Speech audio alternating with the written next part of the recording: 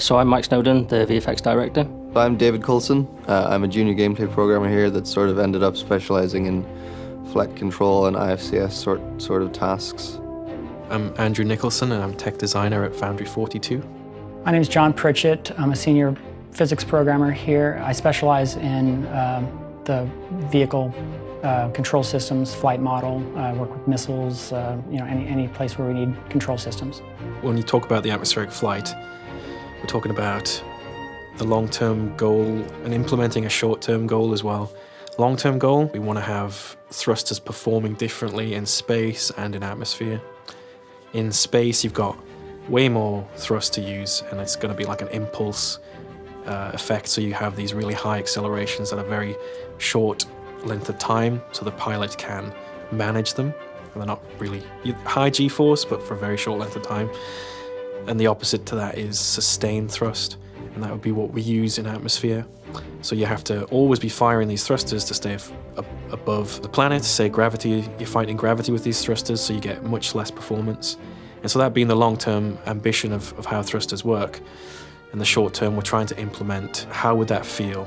So when you enter atmosphere, come to any of the planetoids in 3.0, the ship is using what would be sustained thrust, which means lower acceleration.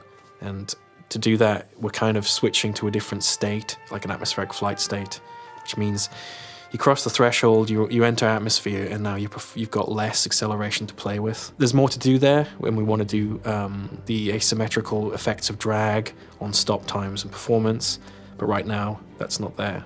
So my role is taking the numbers that we have for space flight, looking at the performance of the ship, and then translating that down into atmospheric, which as a general rule is like, I see it as being 2.5 times less performance, so you've got less acceleration.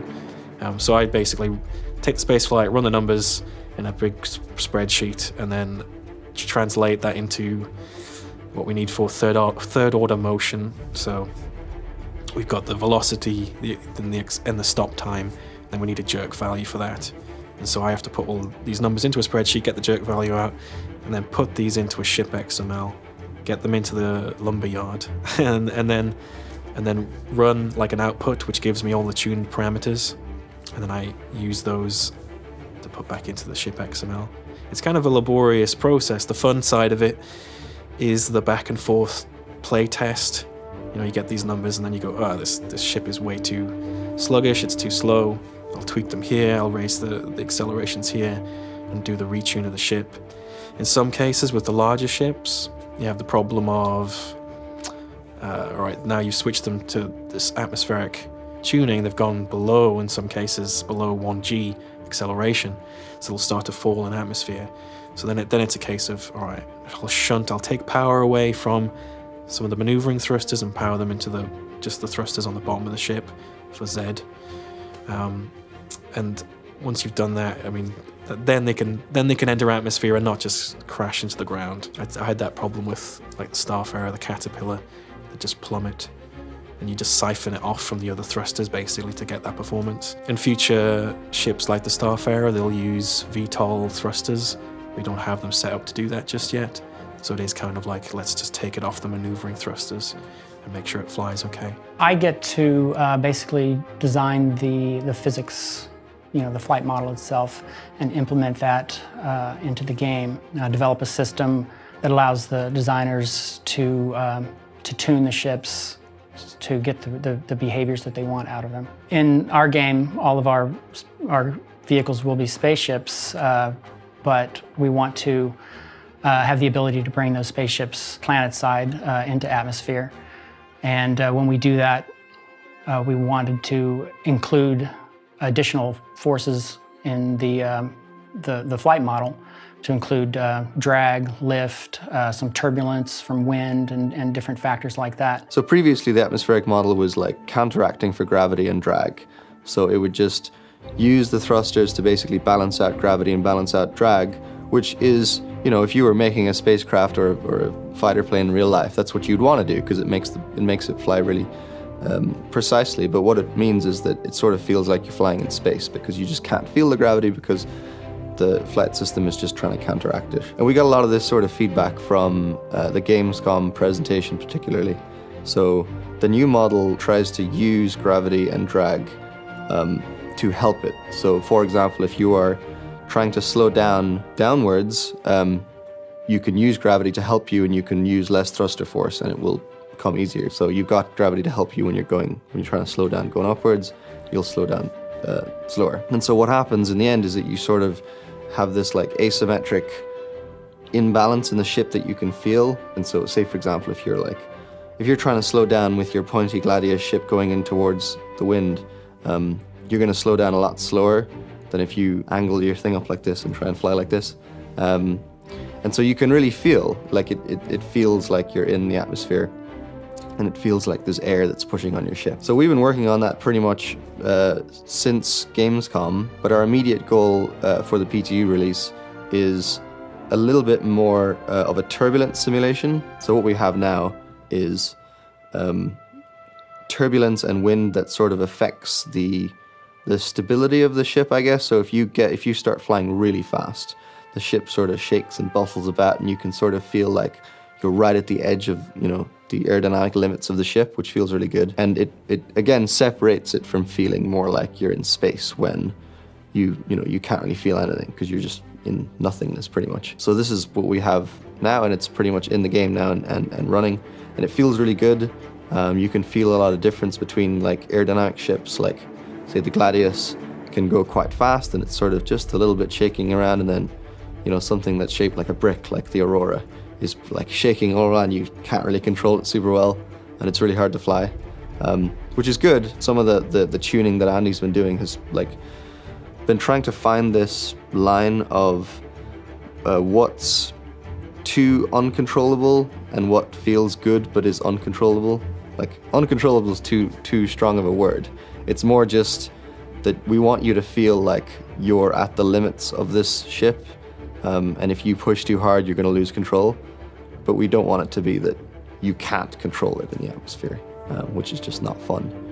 We actually have had some of those issues with really small ships like the Merlin and the Gravlev bikes, because they can now fly in the atmosphere as well, and they're really small and light, and you really get pushed around a lot in high winds, and you're moving really fast. It feels really strongly that you're not quite in control anymore, which feels really good. And it really separates the flight from being in space to being in the atmosphere, which is what the goal was. The way I approach that actually is more through the control systems, which is what interfaces the player, or in real life, the pilot or whatever, with the vehicle. That sets limits on what they can do with the vehicle and how the vehicle performs or whatever. So you can still have realistic physics while at the same time creating more of a traditional gameplay experience through the way the controls are interpreted and the vehicle responds to the player. We basically have this ability to specify goals in position or velocity or acceleration, and the ship will try and achieve those goals. So the most complicated one is position, which isn't used for general flight, it's more used for AI and stuff, where you say, I want to get to this goal, and the system will try and figure out how much to power each thruster and everything to actually achieve that goal. We use the velocity goal and the acceleration goal for when you're actually flying around, you are controlling the ship. And those controllers now basically include drag and gravity in their predictions. So if you say, hey, I want to get to 200 meters per second in this particular direction, the algorithm will look through all of the current forces that it has available and go, okay, hey, gravity is helping us in this particular direction that we're trying to accelerate, so we don't actually need to give as much thruster force. Or maybe if you're going the other direction, you need to give extra gravity to counteract the other side of gravity, which maybe your thrusters just don't have enough thrust to give enough force to counteract gravity plus what you actually want to move in that direction. And so that's now included in that core model. Which is the one part of it. And then the turbulence stuff is a second layer that we have on top of the flight control system. So, we have the control logic, which is you or an AI give input into the system, and the system will try and figure out how to get to that configuration. And then after that, we have all the extra stuff, which is things like turbulence, just random error and stuff like that gets added on top, which is, you can think of it as like the external forces that are moving or attempting to move the ship that you are not in control of. And so obviously turbulence and wind is the big part of that one. So when you're flying around, you'll have your control input and you'll say, hey, okay, I want to get to this configuration. And then on top of that, the turbulence system is going to calculate some turbulence based on the atmospheric density and the wind and everything. And it's going to say, hey, I'm going to add this extra force, which is going to move your ship. And then the ship will obviously have to react to that. You'll have to react to that. And the reaction systems will try and kick in to keep you on the goal that you want. But, sometimes the ship just won't have enough thrust to do it, and you'll get off course, or the ship will be bustling around or something like that. We dynamically calculate the cross-sectional areas for each ship. So the amount of surface area that comes into play in drag will be unique for every ship. And not just for every ship, but based on the state of the ship. So if it gets a wing blown off, that's going to affect not only the amount of surface area that it has for drag, but also the center of drag, where that is relative to the center of mass on the ship, and that'll result in torque based on drag and things like that. So it's a very accurate drag simulation. So the thing about atmospheric flight, specifically with the effects, is there's always going to be a transition. When you're on a planet or a moon that's actually got atmosphere, that's when we're going to get the contrails instead of engine trails. So the key to it is it's a visual thing, so it gives people a sense visually that there's different things happening here, and obviously that's just backing up the actual what the ship's doing and how people have got to react to that. So yeah, contrails, you're going to see other players' contrails. So if you're chasing, or if you're in a pack, or if you're in a dogfight, you're going to see these contrails based on the fact that you're inside this atmosphere. We take a little bit of unrealism just out of practicality. Like, for example, in real life, the atmosphere doesn't really end. It just sort of extends out arbitrarily into space, getting thinner and thinner and thinner. But we actually have a line where we're like, past this point there is no atmosphere, past this point there is. But the atmosphere below this line is really weak. And so when you get into that sort of part of the atmosphere, first of all, you'll start seeing the atmospheric re-entry effects, particularly if you're coming in from like orbital speeds. As you get lower and lower, you start to feel it more and more and more. And when you start to get really low, we're still sort of tuning this, but what we would like is for right on the surface, you actually feel it less. You don't have the turbulence of wind blowing over hills and mountains that you have a little bit higher up in the atmosphere. So when you get lower, it's actually a little bit safer and a little bit more stable than if you were to try and fly a little bit higher. We actually had some issues when QA were testing the system, where they reported that you could fly at like extremely high speeds in Yela's atmosphere, and immediately we were concerned that this is an issue. And then we went and actually looked at it and realized that actually the atmosphere on Yela is like 1% of Damar's atmosphere. And as a result, there's pretty much no air resistance. There's nothing to slow you down, which is completely realistic. So we were like, well, in this situation, this is not a bug, this is an actual feature. And so we have that already. We're still working on things like weather and storms and stuff. I think we saw that at last year's CitizenCon with the sandstorm. Stuff like that will affect the handling and stuff, but we're not quite there yet. But we already want, particularly the atmospheric density effects, the handling, and then weather changes will also affect it. But that's a future goal that we haven't quite got to yet. So the flight model that we have today, I took the approach where it's basically the same control system that you have in space, but then we have the addition of drag and turbulence and gravity forces. So IFCS will actually work to remove those forces, allocating thrust to countering gravity and countering drag, and then having removed those forces, then it uses the same motion profiles that it would use in space to control a ship. So the result is you feel like you have less thrust available because it's being used for other things, and you definitely feel the turbulence, but overall it's still the same flight model that we have in space. Whereas the new model, I've actually already worked out the calculations for it. I just need to get it into the engine. Will actually include these additional forces, lift, drag, and gravity, in its calculations to carry out whatever actions that the player is trying to achieve. So for example, if you're sitting here and you want to go down, rather than countering gravity and then pushing you down, it'll just generate less upward thrust so that it just drops gently down, using gravity to your advantage. So that's the main difference. The player in the game will be able to start taking better advantage of those additional forces of lift, drag, and gravity. It's been developed pretty much to separate the feeling of flight from space and atmosphere, and it's partially, a gameplay decision that it's nice to sort of have your general moment-to-moment gameplay be refreshed. So, when you're playing the game and you're in space, you sort of are inclined to get used to flying in a certain way.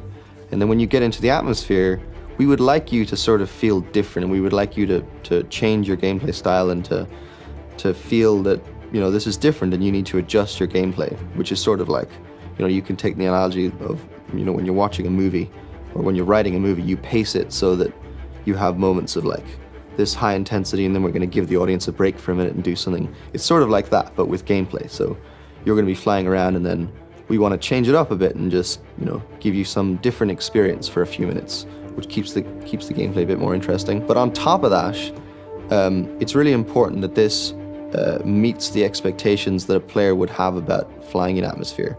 And this is where the feedback from Gamescom came from. People would see the ships flying in atmosphere and they would be like, this doesn't really look right. Like the ship is just like, it's like a fly just darting around and moving around like this in atmosphere. I mean, it's realistic. If someone were to make a spacecraft in real life that had the power that our ships do, it would behave like that. But it doesn't look good, and it doesn't feel good. And so a lot of that is to also make it feel better and make it look better.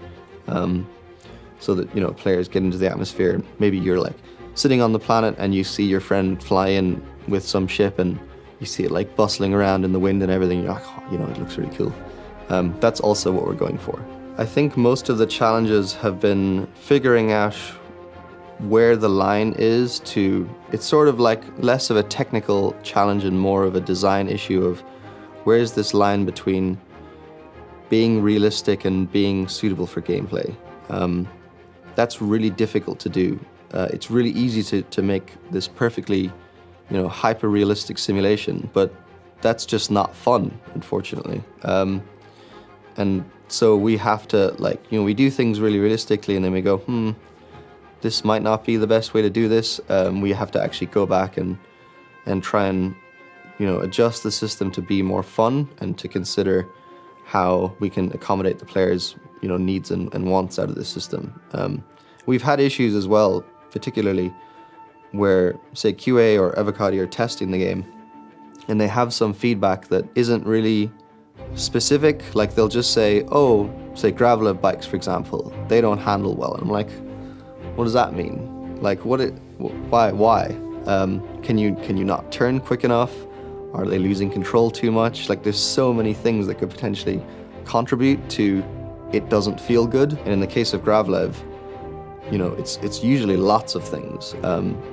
So we have to sort of try and figure out what in this system could actually be giving you the behavior that you have, and how can we fix that. That doesn't sound like too much of a technical issue, but from a design side, it's really, really hard to do that. And it's a thing that we're constantly sort of learning about as people play the game and test it. We're figuring out, this isn't working, or this isn't really fun, we need to try and reconsider this. And then we have to, again, convert this vague, it's not fun feedback into actual hard technical feedback of, this bit of force is being applied too much, or we're rotating the ship a fraction too much here, or whatever it is. And that transition is hard. It's really hard. One of the main challenges we had was the afterburner deceleration. You're at 1200 meters a second when you hit the upper atmosphere, and you need to be able to slow it down before you crash into that planet. When we first put this upper afterburner speed in, everyone in QA, including design. We're just flying into the planets, crashing, exploding, being furious with the whole thing. So we had to come up with another approach. The initial idea was you'd have less acceleration, but you'd be able to hit higher velocity. So when you went into cruise, up through normal SCM afterburner velocities into cruise afterburner, you'd have less acceleration. So it would slowly push you up to the high velocities. But we found with that as soon as you hit the crossover threshold from an SCM afterburner to the cruise afterburner, you lost control of the ship. It became too hard to move because everything was scaled down to lower level acceleration. You'd cross over and then you'd try and turn and you'd feel like you're just drifting forever. So that we wanted to fix that immediately. I mean, that wasn't the intended goal. We wanted to have it slower to get to the velocities but still keep control. So I had to play around with all of the different scaling values to make sure that the maneuvering thrusters weren't affected, but it was just the main thrusters that were affected. So it would take longer to get there, and then also give like a buff to the retro thrusters. If you imagine you were shunting all the power or the thrust capacity to the front to stop you faster, that's kind of the idea we're going with here. So when you cross into the atmosphere, you'll feel like you've got more control to stop. And whereas the terminal velocity and the max safe speed will also restrict your velocity and slow you down, it was also the afterburner scaling that would help you get there faster. So while big ships like the Caterpillar will still have an issue coming into atmosphere and stopping in time if you're pushing it because it's got such limited control once you get into the atmosphere, smaller vessels should be able to get in there and stop and not have an issue. But finding that right balance was the challenge, not making them too powerful, not making them too weak. And we had to have a lot of back and forth with QA on that, and probably more with PTU to come. Future plans, we do have things that we want to do, so even things like the thruster effects, which we've had long-standing thruster effects in our game, we want to bring in some visual differences to them when you're in the atmosphere. So one example will be we've got shock diamonds in some of our thruster effects that you actually see in space. Now, technically speaking, you wouldn't see shock diamonds when you're not in atmosphere. So for a long time, we've wanted to actually play around with that and actually have little details that only appear when you're in atmosphere. So not necessarily really clear, like really obvious things, but just subtle differences. So there's all kinds of things we want to do along those lines, yeah, in the future. At this point, we don't have the full atmospheric simulation, which includes the weather systems in place. So I've put in a placeholder system that simulates wind. I actually had storms for an earlier demo, but I pulled that out for the 3.0 release. We won't need that. But we will have some variation of wind based on altitude and wind direction, which is consistent based on your location, within the sphere of a planet. So everyone will have the same wind, as well as wind gusts, that can reach, fairly high velocity. So if you're flying along and wind is going in one direction, you're going to feel stronger drag in that direction. But if you're flying with the wind, you'll feel less drag. The ship won't be working as hard, in order to fly with the wind versus against the wind. There definitely is wind turbulence, and so the more the wind blows, you'll kind of shake the ship, kind of push it around a little bit, And when you get into really high wind or high gust conditions, which you can at places, you'll feel it more. Now, this is all based on the kind of the pristine state of the ship. So a ship, when it comes in, it's designed so that its center of drag is fairly aligned with its center of mass. So there's not a lot of drag that comes from a lot of torque that comes from the drag on the ship. But if you blow off a wing or whatever and it shifts the center of drag relative to the center of mass, then you have this moment arm, right? So when the drag force is applied to the ship, it tends to push it, to torque it around. We have thrusters, which aircraft don't have. We have thrusters available, and so they're always countering that, and it'll try to keep you, as best as it can, it'll keep you from spinning around and just going out of control, which is what you would do if it was just an aircraft. But at some point, when you've taken damage, your thrusters, you're not going to have that ability. So if you fly slow enough, you'll be fine, but if you fly too fast, you'll find yourself just completely, spinning out of control. Chris really wants it that you can basically hit aerodynamic limits. Like if you take a plane in real life and you fly it at high speeds toward the ground and then pull up, the wings eventually will reach a point where they're like, no, we can't do this anymore, and they'll just break off. And I think that's what Chris wants us to get towards. It's quite complicated to try and work out where those forces are, because we don't have like a full-on fluid simulation that you would have in like a professional flight simulator. And in simulations like that, it's quite easy to be like, well, you know, there's force here on this point, but we can't really do that. So we have to still come up with a solution for how to do that in a realistic, but also suitable for the game and suitable to fit in with the rest of the game. And then we'll pretty much have that aerodynamic like failures where parts of the ship just can't take the pressure anymore and they'll just break off. Right now, we're kind of in between with the atmospheric model. We did a first pass on it that got the ships flying in the atmosphere fairly quickly, but it's not as accurate a flight model as we want. After 3.0 is out, I'll be introducing a new flight model, which will improve it quite a bit. I think right now, the main thing that players will feel when they're flying is the difference in the amount of acceleration available because of drag and things like that, right? And the turbulence that's applied to the ship, but it still won't feel as different from space flight as what we want. And that's coming next.